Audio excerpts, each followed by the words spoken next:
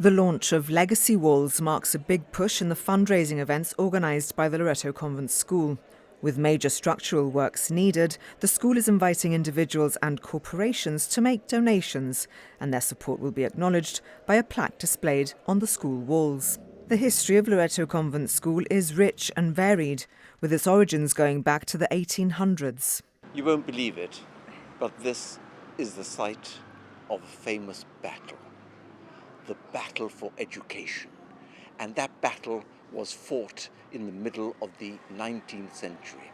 In 1830s, the Methodists brought Dr. Rule to Gibraltar, and there were hundreds of Gibraltarian children being educated by the Methodists. In 1842, Dr. Burroughs set up an Anglican school for girls, and the Catholics had nowhere to send their children other than other denominations, and they weren't happy. And the new Bishop of Gibraltar, well, he's the Vicar Apostolic, he was Irish. So what did he do?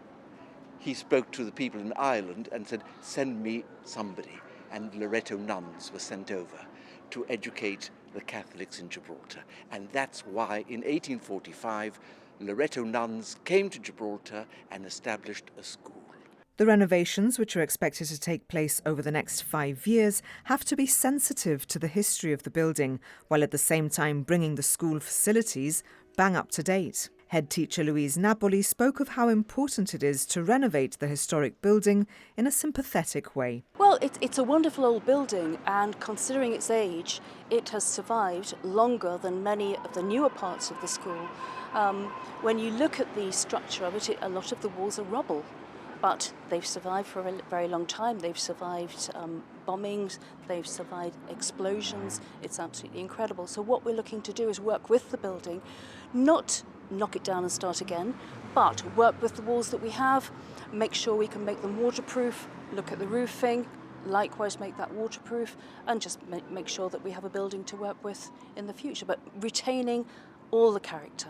As patron of the Future Loreto project, outgoing Governor of Gibraltar Sir David Steele cements his commitment to Gibraltar and the school with which he's developed such strong links. The school hopes that the community, made up of pupils past and present, will be able to help the school to continue to offer an outstanding education in the surroundings that Gibraltar deserves.